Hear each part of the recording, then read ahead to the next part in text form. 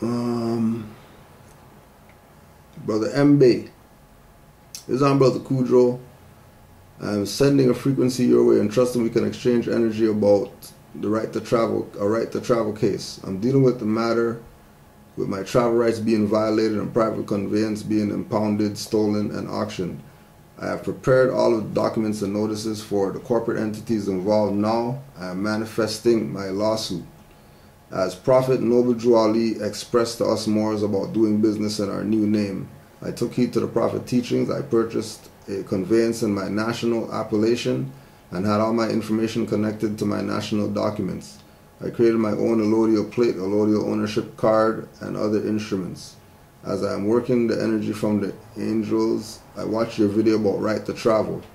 Inspired indeed, it becomes more evident that I must take things to the next level. I have researched and studied the system that the 3 corporations I'm dealing with use. I never received any tickets, notices, letters, etc. Each corporation has my national information on file. A moment of your energy and suggestions about this would truly be appreciated. I will continue working, studying, share here too. Alright, so peace, love, and light. So again, an example of a Moor who has initiated the process based on them studying. Now somebody said they studied, whatever was vibrating in their mind for them to exercise, and then they exercised. The thing that Moors that want to be active have to always consider and always have it at the back of your mind. Always have it at the back of your mind that when your right is violated, 99% of the time it's because the violator is colored. So processes are not going to work with them like that, depending on their level of color. Because the color goes deep. The color goes to levels where certain people, they don't give or whatever. And they'll do whatever it is that they want to do. We've seen that exercised by them. That they do whatever. On camera, doesn't matter. We're going to do this. Right? We know how deep their color is. So always keep in mind that the violators of rights, like supremely, right? Like what brother's talking about, stealing people's property, you know what I mean? Regardless of their status, like just straight stealing people's stuff, steal people's children out homes or whatever like that, right? They're colorable. They are colored. Them violating your rights under color should be where you're going with working on the lawsuit. It's just finding out how that's done, or having a template of a Moor who's done that in your territory. Right? Because, you know, if they already auctioned it and all that, you're not getting nothing back. So it's not even about getting nothing back. But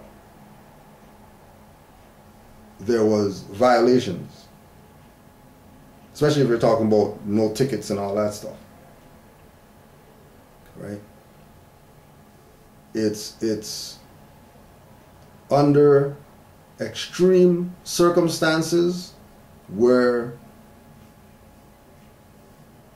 I would say file a suit against whoever violated you. And the reason why we say extreme circumstances, because majority of people's circumstances aren't worth the suit, right? Because these same people who you just sued are still going to be out here violating, because the thing that you sued for is frivolous. So there's no need for them to really stop. You know what I mean? Like, if they get sued, it's a slap on the wrist because of the frivolous nature of what it is, right? Like, you know, getting pulled over, pulled out, get your ass kicked and stuff like that, somebody needs to be sued. Bodily injury against you, steal your property, somebody should be getting sued, right? But with suing, the reason we say extreme for individual suits, because frivolous suits, if it's something extreme, you have nothing to lose by filing the suit. If it's something minor, you filing the suit is just like, you know, like why are you gonna sue McDonald's for not giving you, you know what I mean, sprinkles on your stuff? Like, sue for that is useless. You only sue somebody because they didn't take 5 cents tax off. Now, what are you gonna sue them for? $1 million because they didn't take off 5 cents? Right? So recognize that these people are colored and they're going to do whatever it is that they do, and understand that they're under pressure right now, so they're going to be doing more stuff. So it's really on Moors to make sure that your stuff's tight. And again, even though you might have the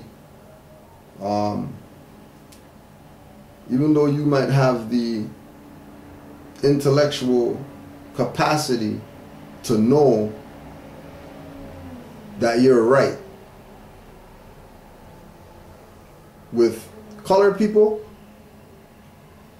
you're always right. But your right is a threat to all the wrong that they do. Your right makes their wrong doings weaker. That's why they'll triple team, quadruple team, lawyer, judge, blah, blah, blah, bring all the people and whatever like that to come at you. And then if you have somebody who's not spiritually lined up properly, right? Just like somebody who we know recently that just went to court and they had the more in the court all day. Just grinding and grinding and grinding and grinding, and then it came down to one thing in the end. One question after all that. And Moore answered the question, they wiped their hands of it, and then that's it. Everybody went about their business. But they were in there grinding the Moore all day. Like grinding. And it's not even like the Moor was ever in error. This is just what they do when you decide to stand on your square. Because remember that they're dealing with Inquisition activities from the 1400s. They're doing the same stuff. Right? It's just you know, a new age of technology, but it's the same idea. Forced conversion. Force you to convert to being a straw. And you know, it comes into how much you gonna stand for. You know what I mean? How much you gonna stand for? You're gonna stand for your birthright because you know, or is there a line that you won't cross and then, you know what I mean, go back to the whatever, you know? So, yeah, they stole your stuff, sue their ass. You better have, you know, somebody who's done the process as a you know, mentor, especially if they did it successfully. And there are Moors all over. Actually, I'll connect you, because your territory, there's Moors in your territory. So I'll connect you with some Moors in that territory that, you know what I mean, could definitely assist, right? And then the whole thing with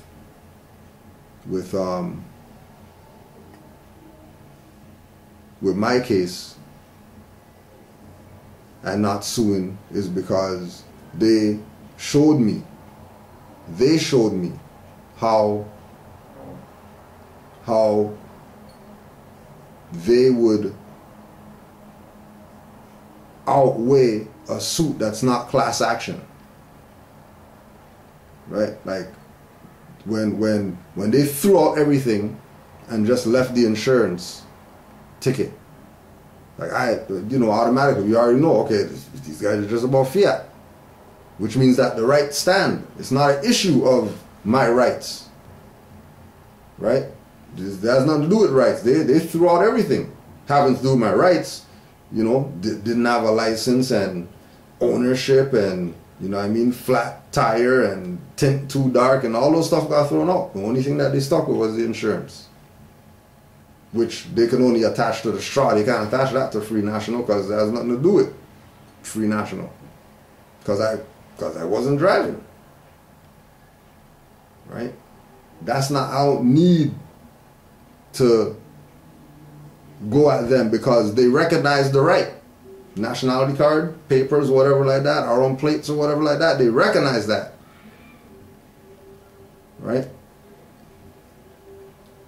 It's extreme measures. Like the individual who's going to court, they have extreme measures why they stood on their birthright, right? Not that you wouldn't stand if the measures are not extreme, but you know, like we say, the class is already out there, been up there, pick your battles. You know what I mean? Everything doesn't have to be a fight. Like some things could be, you know what I mean, you just slap a dude. You don't need to fight, brawling for no reason, right?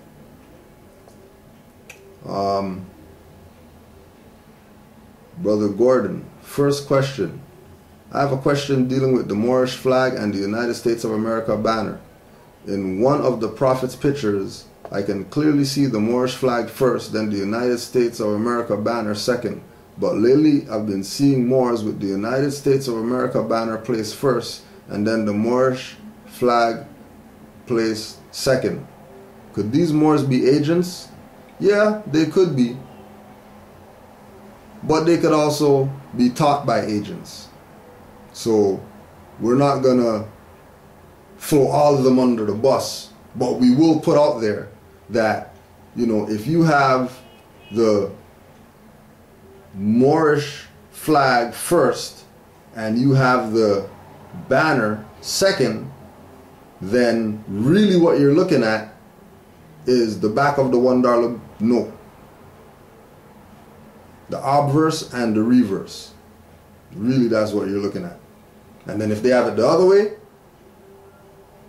banner and then Moroccan flag, then they're letting you know that this is a U.S. jurisdiction.